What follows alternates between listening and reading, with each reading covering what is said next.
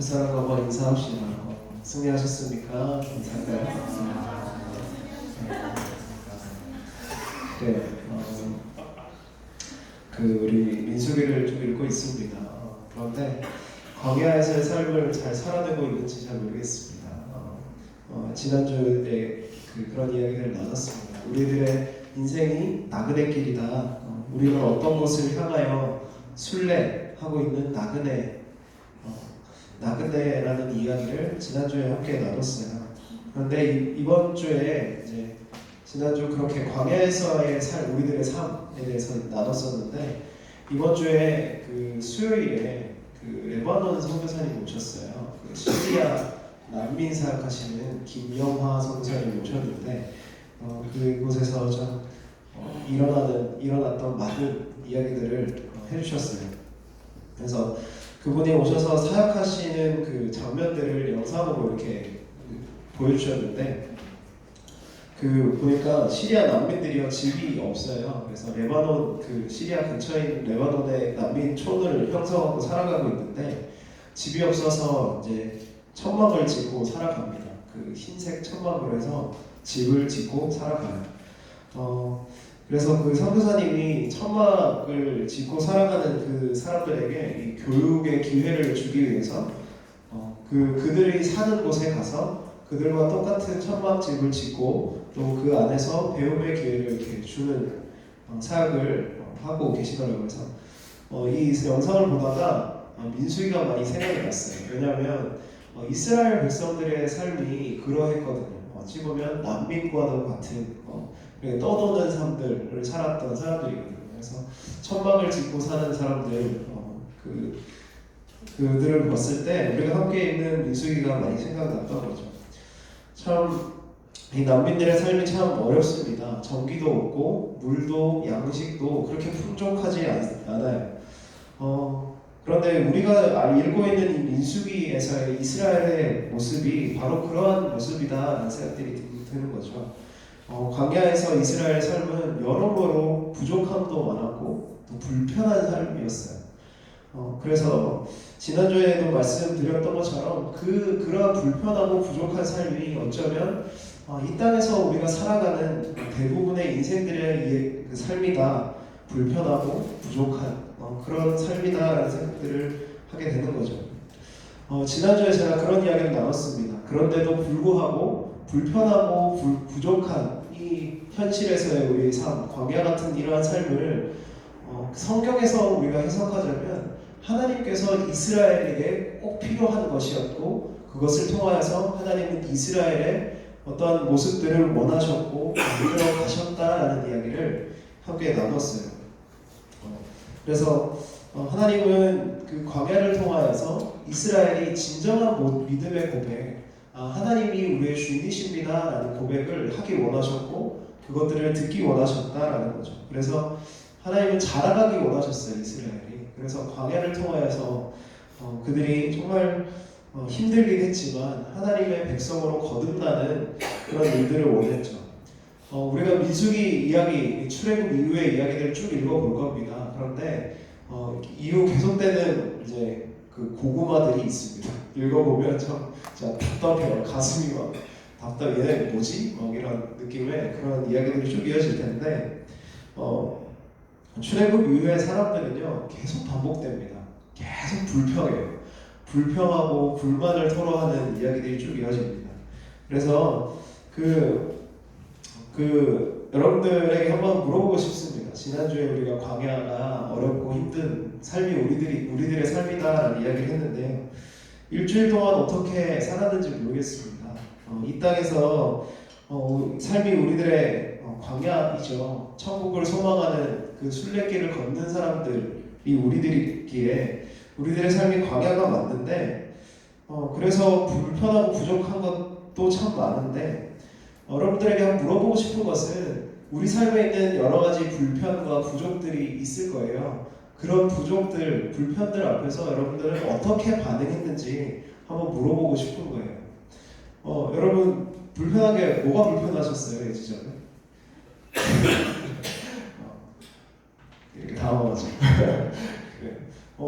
여러분 좀 부족하고 좀 불편함을 느끼는 것들이 여러 가지로 있을 겁니다. 이렇게 상황적으로 어려운 것들, 관계적으로 어려운 것들, 여러 가지 힘듦이 여러분 삶에 있을 거라고 생각해요. 그런데 그런 힘듦들 가운데 우리가 어떻게 반응했는지가 참 중요하다라는 생각들이 드는 거죠. 지난주에 이 광야의 삶이 우리에게는 연단이며 어떤 과정, 하나님의 자녀답게 백성답게 자라가는 그 이야기들이라고 이야기했었고요. 또 그 광야 가운데 우리가 소망해야 되는 것이 무엇이냐면 그 힘든 가운데 하나님의 임재, 즉 그 구름 기둥과 불 기둥과 함께 동행하는 그 삶을 우리가 소망해야 된다라는 이야기를 했었어요. 그래서 여러분 이 광야에서 삶, 사실은 이 땅에 살아가는 모든 사람들이 광야의 삶을 살고 있습니다. 저와 여러분들 포함한 이 세상 사람들도 사실 불편하고 부족하고 어찌 보면 깨어지고 망가진 세상 속에서 살아가고 있어요. 그런데 우리 믿는 그리스도인들 그리고 이스라엘에게 요구되어진 것은 뭐냐면 광야 같은 삶을 살아가면서 세상과는 다르게 반응하도록 하나님께서 요구하셨다라는 거예요. 그게 성경의 이야기입니다. 세상 사람들은 어찌 보면 이 불편과 부족들을 자기 힘으로 뛰어넘으려고 애쓰는 사람들이 대다수입니다. 자기 힘으로요. 그리고 또는 이 불편과 부족 앞에서 불평합니다. 불평하고 나 포기해버리고 자기 자신을 망가뜨리고 마음대로 이렇게 해버리는 그런 일들도 종종 있습니다. 그러나 그들은 세상 사람들은 오늘 본문에 나온 것처럼 이 계속되는 민수기 이야기처럼 불평하는 사람들이 참 많은데 하나님께서 요구하셨던 것은 그것을 뛰어넘는 이 광야의 삶을 뛰어넘어 그 너머에 있는 하나님을 바라보는 것이 우리에게 요구되어지는 것이다라는 거예요. 여러분 우리는 세상 사람들과 다른 존재들입니다. 그렇죠? 네. 아무도 동의를 안 해요. 네. 우리는 불평과 부족들이 하나님께서 우리를 만들어가는 도구라고 인정하는 사람들이에요. 이 모든 것들, 우리 삶의 모든 고난들, 그리고 선하고 좋은 모든 것들을 통하여서 하나님에 대한 진실한 사랑을 또 그리고 하나님의 선하심을 알아가도록 그리고 그것을 우리가 드러내도록 하나님께서 만들어 가신다라는 사실들을 인정하고 믿는 사람들이다라는 거예요. 저는 이 민수기 성경책을 계속 같이 읽으면서요 그런 하나님의 마음을 우리가 깨달아갔으면 좋겠어요. 그래서 우리 삶의 힘듦들을 좀 돌아보고 그것들을 왜 허락하셨는지 돌아보고 또 그것을 통해서 하나님께서 나에게 하시는 말씀이 무엇인지 그래서 그것들 알아가면서 하나님을 더 신뢰하게 되고 사랑하게 되는 우리들이 되었으면 좋겠습니다. 오늘 본문으로 좀 들어가 보죠. 이스라엘이요 지난주에 10장까지 저희가 읽었습니다. 그죠? 10장까지 이번 주에 그거였어요. 네. 안 읽었어도 괜찮아요. 네. 민망한 웃음을 띠면서 저를 바라보시는데 괜찮습니다. 10장에 보면 이스라엘이 이제 본격적으로 출발합니다. 이제 나팔을 불면서 그 200만이나 되는 사람들이 이동하기 시작합니다. 그래서 근데 그 자기 마음대로 가는 것이 아니라 하나님이 인도하시는 대로 그 구름 기둥과 불 기둥이 인도하는 대로 가고 있습니다. 그래서 하나님의 이제 약속하신 그 가나안 땅이라고 하는 아브라함에게 약속하셨던 이 약속의 땅이 그 이스라엘의 민족이 취해야 할 땅 가나안 땅으로 이제 걸어가고 있는 거죠. 네, 여러분들 잘 알듯이 문제가 하나씩 생기기 시작합니다. 백성들의 입에서 출발하자마자 불평과 불만들이 쏟아지기 시작했던 거예요. 예상은 했지만 행진하는 건 너무 힘든 거죠. 이 광야가 너무 힘든 겁니다.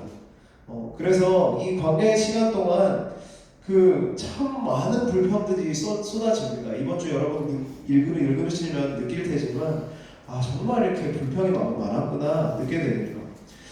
그 광야의 시간 동안 하나님은요 이스라엘에게 제가 한 가지 이야기를 여러분도 잘 아는 이야기를 한번 짚고 오늘 본문으로 넘어갔으면 하는데요.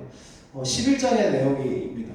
민수기 11장에는 또 그런 이야기가 나오는데 하나님은 이 출애굽이 시작되고 나서 이스라엘에게 계속 공급해 주신 것이 있어요. 그게 뭘까요?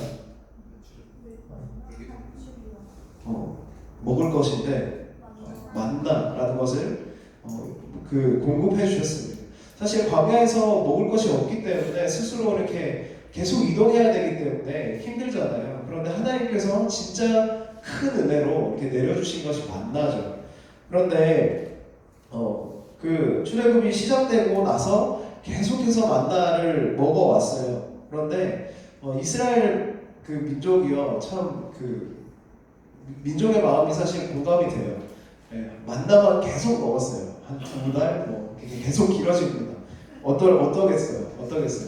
하루 종일 그 삼시세끼 순대국밥 이런 것만 먹었다고 생각해봐요. 또 뭐가 있을까? 난 할 수 있는데.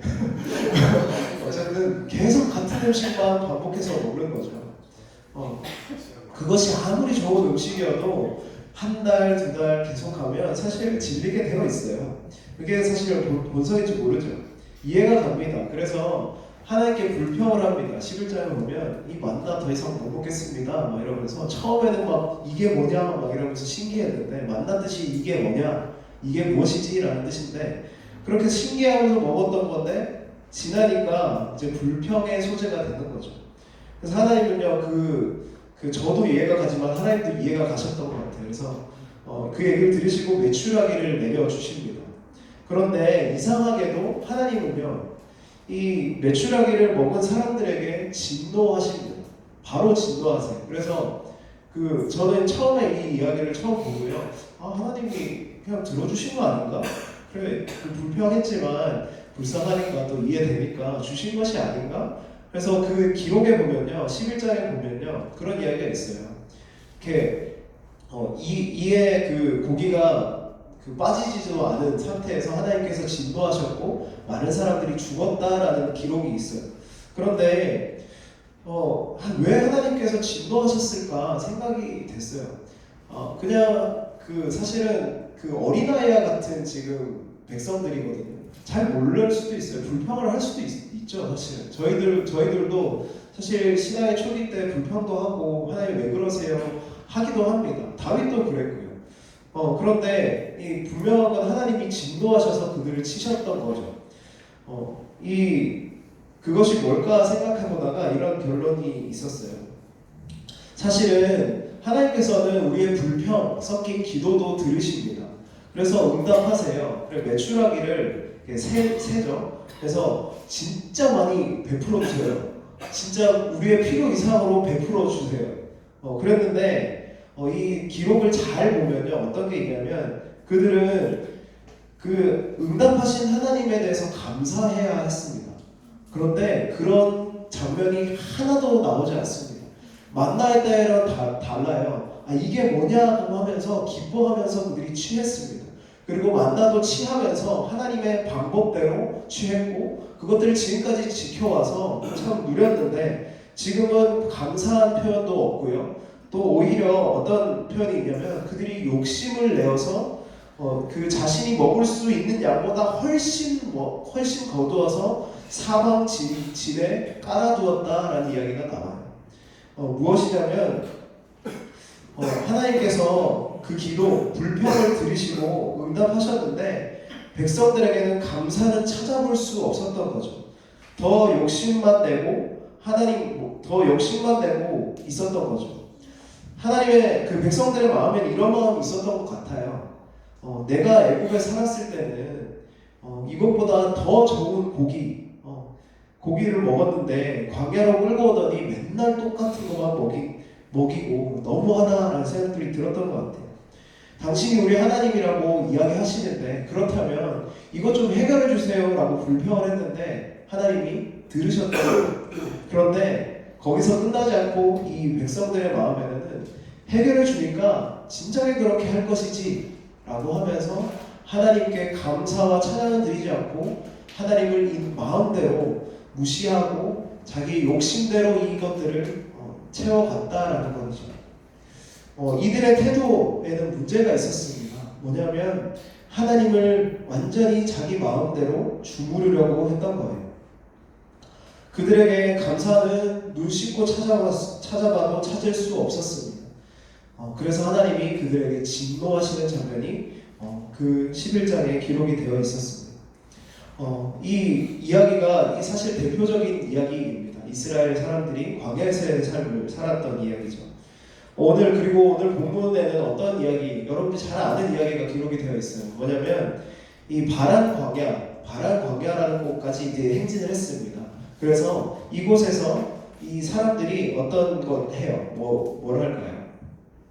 가나안 땅이라고 하는 곳에 12명의 정탐꾼을 보냅니다. 그래서 잘 아시죠? 이 정탐꾼들이 가나안 땅으로 갑니다. 그래서 돌아와요. 돌아오는데 보고를 할 거 아닙니까? 정탐에 대한 보고를 하는데 그들이 이런 보고를 합니다. 그 보고 이전에 돌아오는 것만 봐도 사실 되게 참 감사한 일들이 벌어져요. 뭐냐면 어깨에 성경에 그대로 기록이 되어 있습니다. 어깨에 포도 송이를 메고 와요. 여러분 이 포도를 이렇게 들고 오는 게 아니고 어깨에 포도 송이를 메고 이렇게 들고 온다고 표현하고 있어요. 그러니까 우리가 어렸을 때 그 보는 표현들 있잖아요. 포도 알이가 이만하고 사람 머리만 하고 그런 진짜 모르겠어요. 어쨌든 그 표현은 뭐냐면 이 가나안 땅의 풍성함을 표현하고 있었던 거죠. 근데 더 문제는 뭐냐면 그 다음에 이어지는 이야기였어요. 그 땅이 참 풍성하고 좋은데 열매도 많고 좋은데 그 땅을 차지하고 있는 사람들이 문제였던 거예요. 뭐냐면 그 땅에는 아낙 자손이라고 하는 사람들이 있었어요. 이 사람들은 그 골리앗 그 기골이 장대하고 큰 사람들이 사는 곳이었다라는 거예요. 그래서 저와 여러분 잘 알듯이 12명 중에 10명이 그들에 비하면 우리는 뭐와 같다라고 이야기하죠? 메뚜기 같다라고 이야기를 합니다. 그리고 그 두 사람은 반대의 고백을 하죠. 누구죠? 여호수아와 갈렙입니다. 이 두 사람이 그런 고백을 합니다. 하나님께서 우리와 함께 하신다. 그러므로 우리는 그 땅을 취할 수 있다. 그들은 우리의 뭐다? 밥이다 라고 이야기를 하는 거예요. 참 유명한 이야기죠. 그런데 안타깝게도 14장 우리가 같이 읽은 본문은 뭐냐면 이 사람들의 반응이에요. 어떤 반응이냐면 그 10사람들의 우리는 메뚜기다라고 하는 고백에 그 백성의 거의 모든 대부분이 이 10사람의 말을 듣고 따라가는 모습들이 이어지는 거죠. 그래서 또다시 불평합니다. 모세와 하나님께요. 그래서 반복적으로 왜 애굽에서 우리를 나오게 해서 이렇게 죽게 했느냐라고 이야기를 하는 거죠. 14장 초반에 보면요, 백성들이 다 모여갖고 대성통곡을 합니다. 그리고 말합니다. 예전에는 애굽에서 생활을 이야기했습니다. 그 본문을 자세히 읽어보면 애굽에서 살 때가 더 좋았는데 라는 이야기를 하는데 이제는요 어떻게 고백하냐면요, 내가 광야에서 그냥 지내다 죽는 게 낫겠다 이렇게 이야기합니다. 그래서 그 땅 이제 나 들어가기 싫습니다. 하나님이 약속하시든 뭐든 난 상관이 없고 무섭습니다 라고 이야기를 하는 거예요. 그래서 광야에서 지내다 죽는 게 더 좋으니까 우리 들어가지 않겠다라고 이야기를 하는 거죠. 그들은 피 흘리는 것들을 두려워했고요.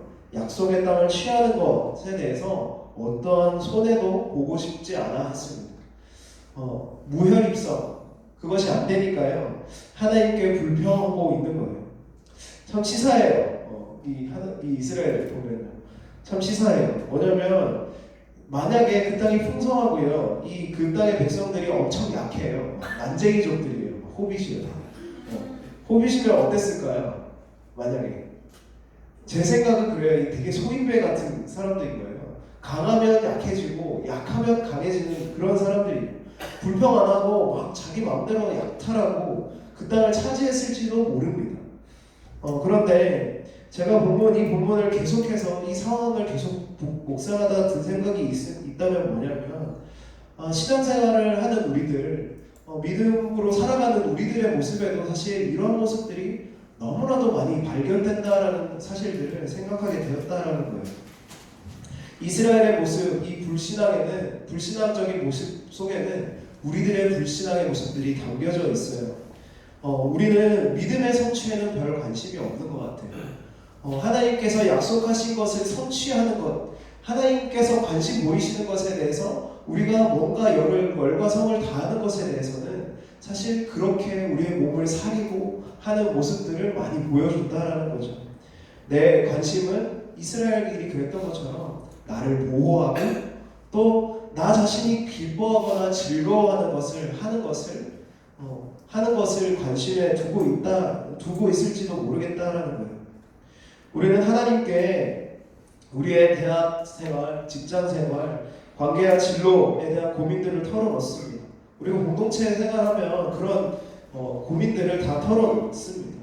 그런데 우리에게 그런 고백이 얼마나 있는지 한번 돌아보았으면 한다라는 거예요. 하나님이 그런 것들보다 하나님이 내 마음의 중심 가운데, 우리들의 마음 중심 가운데 하나님이 인도하시면 내가 어디로 가든 가겠습니다 라는 마음이 정말로 있는지 돌아보아야 한다라는 거죠. 우리가 정말 믿음을 가지고 도전해야 할 영역들이 있다면 그것을 위해 내 자신을 내려놓고 희생을 감수하고서라도 취해야겠다라고 하는 마음들이 별로 없는 것 같다라는 생각들이 든 거죠. 사실은 어린아이와 같은 신앙에 머물러 있는지도 모르겠습니다. 물을 주면 물을 먹고 밥을 주면 밥을 먹고 스스로는 그 어떤 일도 할 수 없는 상태에 있으면서 그 상태에 계속 머무려고 하는 그런 모습들이 이스라엘과 우리들의 모습인지 모르겠다라는 거예요. 여러분 좀 어렵고 불편한 이야기인지 모르겠습니다. 그러나 여러분 저는 여러분에게 한번 물어보고 싶습니다. 여러분의 신앙은요 자라가고 있습니까? 하나님이 허락하신 상황에 대해서 어떠한 불평들을 이스라엘처럼 불평만 하는 그런 자리에 있지는 않습니까? 하나님이 원하시는 것이 무엇인지 그리고 우리에게 약속하신 것에 대한 그러한 관심이 있으신지 물어보고 싶다라는 거예요. 여러분 개인적인 삶에서 이 직장 혹은 저 직장을 가는 것, 이 대학, 저 대학을 가는 것, 또 누구를 만나 누구와 교제하는 것 이상으로 우리에게 더 중요한 것이 여러분에게 있습니까? 여러분 다른 것을 다 포기하더라도 하나님이 가치 있다 말씀하시는 것에 우리가 애쓰고 수고할 각오가 여러분에게는 있느냐라는 거죠. 여러분 우리가 이 자리에 모여서요 그런 열심을 내서 같이 통독도 하고 큐티도 하고 이렇게 애쓰자고 얘기를 합니다. 애쓰고 있죠. 그런데 여러분 우리가 그것을 하기 위해서 그것만을 하기 위해서 이 자리에 모인 건 아닙니다. 말씀을 많이 읽고 그냥 기도도 많이 하고 어떤 경건해 보이는 삶들을 이뤄내기 위해서 이 자리에 있는 건 아니에요. 여러분 그런 생활 양식들 하나님의 말씀 그리고 하나님 앞에 서는 기도의 시간을 통해서 우리가 소망해야 되는 진짜는 무엇이냐면 하나님께서 정말 내 삶 가운데 원하시는 것이 무엇인지 하나님께서 내 삶을 통하여서 이루어 가시고자 하는 하나님의 꿈이 무엇인지 그것을 발견하기 위해서 우리는 그 성경을 읽고 성경을 통해서 하나님께서 인생들에게 원하시는 것들을 알아가기를 원한다라는 거예요. 하나님은요 이스라엘이라는 나라를 통하여서 세계 열방이 복음을 듣게 하셨어요. 여러분 복음이 뭔가요? 복음. 이스라엘을 통하여서요 하나님은 복음을 듣게 하셨어요. 복음이 뭘까요? 복음. 갑자기 모르니까 당황스럽죠. 쉬운 게 제일 어려워요. 하나님이 없이 무너지고 깨진 세상을요 하나님으로 가득 채우고 그분의 선하심과 아름다우심을 회복하도록 하는 역사가 바로 복음이죠. 바로 예수 그리스도를 통한 복음은 그것이에요. 이 세상 만물이 깨어져 있고 불편하고 부족 속에 살아가는데 그것을 회복하고자 하는 하나님의 열심, 하나님의 일하심이 바로 복음이에요. 그것이 드러난 것이 예수 그리스도이고요. 여러분은 여러분에게 여러분의 삶 가운데 복음으로 내가 새로워지는 일들이 일어나고 있습니까? 여러분, 말씀과 기도 중요합니다. 그런데요, 그간에 있는 복음, 하나님께서 정말 원하시는 하나님의 마음을 여러분 알아가고 계시고, 여러분 그 복음을 통한 나의 비전들이 새로워짐을 여러분 경험하고 있습니까?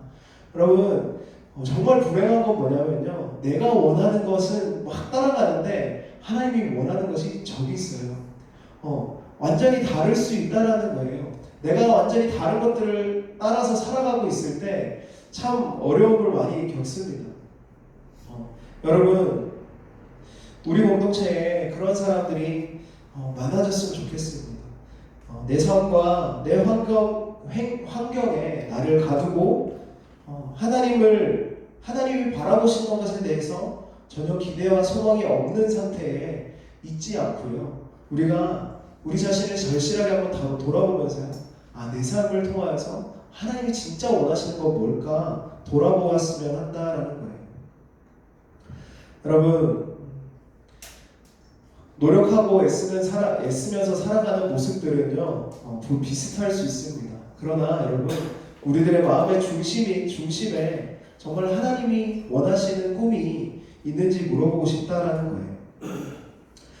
여러분, 계속해서 살펴보길 원하는데요, 그 이스라엘 사람들은요, 눈앞의 힘들만 바라보면서 그 뒤에 있는 하나님에 대해서 바라보지 않았습니다. 여러분, 이제 그 갈렙과 여호수아를요, 이 백성들이 어떻게 하냐면요, 돌로 치려고 합니다.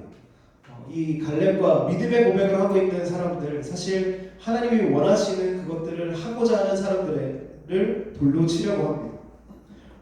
그때 하나님이요, 이 돌로 치려고 돌을 다 들었을 때요, 하나님이 이스라엘에게 나타나십니다. 그 회막 가운데 하나님의 영광이 임했다라고 이 본문 이전에 이야기하고 있습니다. 그런데 사실 이건 굉장히 무서운 일인데요, 하나님의 영광이 그 가운데 임했다라는 표현이요, 조금 다른 의미로 해석이 되면요, 죄 가운데 있고 하나님이 원치 않는 마음을 가지고 있는 그 사람들에게 하나님의 영광이 임하는 것은요, 굉장히 무서운 일입니다. 우리가 죄 가운데 거했을 때 하나님의 영광이 우리는 지금 예수 그리스도로 통하여서 거듭난 사람이라서 괜찮을지도 모르지만 그 당시에 정말 죄로 가득한 사람들에게 이 하나님의 영광이 임한다는 건요, 죽음이었어요. 진노였어요. 그래서 그들이 이제 죽을지도 모르는 하나님의 멸하는 손 앞에 있습니다. 그런데 그 앞에 선 한 사람이 있습니다. 누굴까요? 바로 모세입니다. 모세.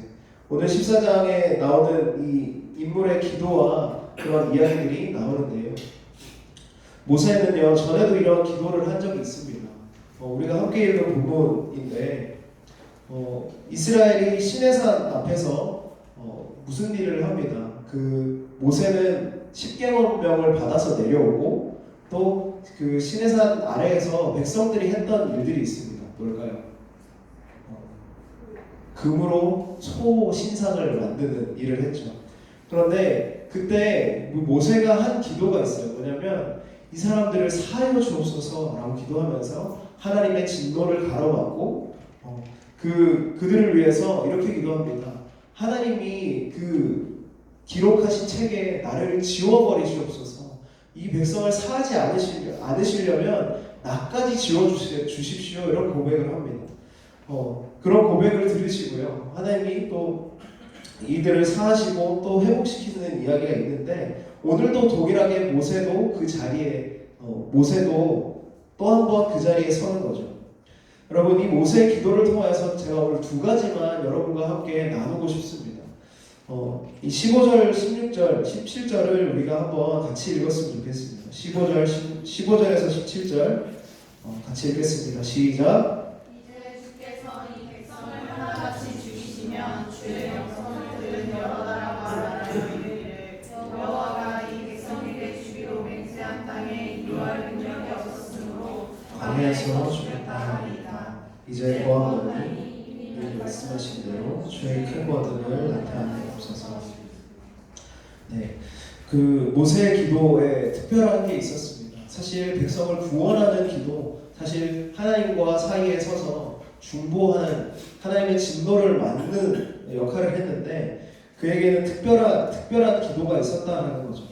모세는 하나님께서 자신에 대해서 한쪽이 사라졌어요.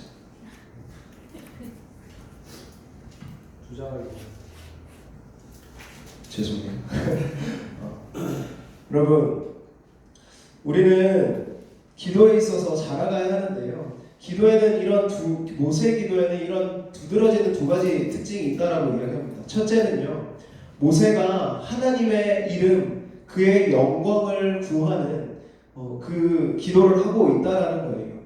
모세는요, 백성들과 달랐습니다. 어떤 기도를 하고 있냐면요, 자신이 아니라 하나님의 이름이 부끄럽게 될 것을 염려하면서 하나님께 구하고 있습니다. 주기도문에 이런 대목이 나오죠. 처음에 어떻게 시작하나요? 하늘에 계신 우리 아버지여 이름이 거룩히 여김을 받으시옵고 라는 기도가 나오죠. 여러분, 이 모세의 기도가요, 주기도문과 닮아 있습니다. 당신의 이름이 먹칠당하는 것은 난 견디지 못하겠습니다. 이스라엘이 잘못한 건 맞습니다. 그러나 당신의 이름이 땅에 떨어진 것은 내가 볼 수 없습니다 라고 하면서, 당신이 이렇게 하는 것은 당신의 이름에 먹칠을 하는 겁니다 라고 하면서 기도를 하고 있는 거죠. 여러분, 혹시나 이 당신의 이름, 하나님의 이름을 위해서 기도해야 된다는 사실이 사실 잘 와닿지 않는 분도 계실지 모르겠습니다. 그 이유는요, 그 이유를 뭐라고 생각하냐면, 우리가 하나님에 대해서 하나님의 이름, 그 이름이 담고 있는 그 어떤 것을 우리가 잘 알지 못하기에, 하나님이 어떤 분인지 잘 알지 못하기에 우리는 하나님의 이름을 위해서 기도하는 것이 무엇인지 잘 모르는 것 같아요. 여러분, 이스라엘 사람들은요, 하나님께 대하여 불평만 할 수밖에 없는 이유, 그것이 무엇이냐면요, 그들은 하나님이 어떤 분인지, 하나님의 이름이 어떠한 것을 의미하고 있는지 잘 알지 못했습니다. 몇 번 기적을 체험하기는 했지만요, 몇 번 도움을 받기는 했지만요, 그들은 하나님을 그저 자신을 도우는 사람, 도우는 분 정도로 여겼는지도 모르겠습니다. 그러나 여러분, 모세는 달랐던 거예요. 모세는 이 이름에 담겨진 의미를 알았습니다. 하나님의 이름, 그 이름이 뭘까요? 이 모세가 하나님의 이름을 그토록 소중히 여겼던 이유가 무엇일까요? 그것은 무엇이냐면, 그 이름 속에 담겨진 의미, 이 하나님께서 나의 주인이시며 온 이스라엘의 주인이시며 온 인류와 열방과 만물의 주인이심을 그 이름이 담고 있기에 그분의 이름이 먹칠당하면 안 된다라는 사실을 그가 알았던 것입니다. 그래서 여러분, 그가 하나님의 영광을 위해서 기도할 수 있는 거죠. 이스라엘 백성들과 모세의 결정적인 차이는 무엇이냐면, 그의 삶의 주인이 누구인지입니다. 그의 이름을 위하여서 기도할 수 있는 사람은요, 그분의 영광을 아는 자고 그분이 나의 삶의 주인이심을 아는 자입니다. 하나님은 나를 도우시는 분이긴 하지만 여전히 내 삶의 주인이 하나님이라고 인정하지 않는 분이 계실지 모르겠어요. 그러나 하나님은 우리를 만드신 분입니다. 아멘. 그리고 그분은요, 이 세상, 망가진 세상을 다시 새롭게, 새로운 세상으로, 그리고 저와 여러분들을 새로운 존재로 만드시기 원하시는 분이에요. 만드신 분이에요. 그렇기 때문에 이 하나님은요, 그분의 아들의 값으로 우리를 사신 분입니다. 그래서 우리는요, 하나님의 것이에요. 온 인류가 하나님의 것입니다. 여러분, 온 우주 만물이 사실은 이 세상의 모든 것들이 사실은 하나님의 손에 있을 때만 정상이에요. 사실 우리는 다 비정상이에요. 비정상 회담을 해야 될 것 같은데 죄송해요. 도움은 없어요. 여러분들이 너무 이렇게 얼굴이 썩어 계셔가지고 제가 썩은 드립을 하나 나왔어요. 죄송해요. 여러분, 그 하나님의 다스림 안에 있지 않은 것들은요, 원래의 목적을 상실할 수밖에 없습니다. 인간도 그랬어요. 망가지고 깨지고 이 세상은 인간 때문에 다 망가져 버렸어요. 그런데 우리 하나님은요, 망가진 우리를 자기 자신을 우리에게 주심으로 모두 내어주심으로 고치고자 하셨고요. 그 아들의 피로 우리를 사신 분입니다. 그래서요, 우리 주인은 오직 하나님이십니다. 두 번째로 모세의 기도에는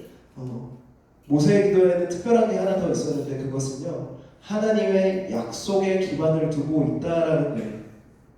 그리고 그 약속과 더불어서 그분이 그의 삶 가운데 이스라엘의 역사 가운데 행하셨던 일들을 근거로 기도하고 있다라는 거예요. 그 17절 후반부터 이렇게 그 마지막 단어 있죠. 이르시기를부터 19절까지 한번 읽어보겠습니다. 17절 마지막 이르시기를부터 한번 같이 읽겠습니다. 시작. 이르시기를 여호와는 하시고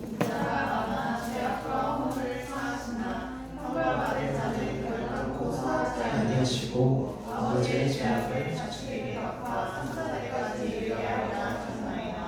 구원받니 주의 인자에 강대하심을 따라 이 백성이 사하시되 애굽에서부터 지금까지 이 백성을 사하신 것 같이 사하시옵소서. 여러분, 모세의 기도는요, 이러한 특징이 있어요. 모세는요, 하나님께서 자신에 대해서 하나님께서 하나님 자신에 대해서 말씀하신 그 말씀들을 그대로 가져와서 기도합니다. 그리고 하나님께서 이스라엘에게 베푸셨던 은혜대로 지금도 동일한 은혜를 베풀어 주시기를 구하고 있는 거죠.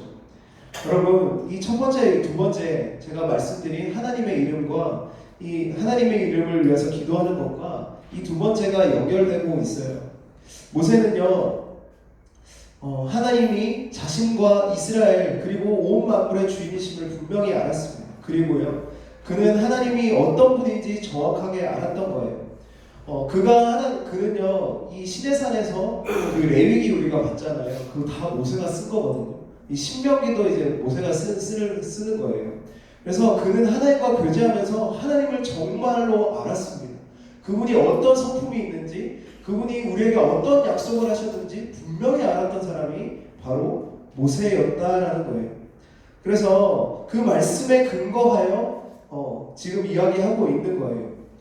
아까 읽었듯이요, 17절 마지막 절부터 읽었던 이유가 있습니다.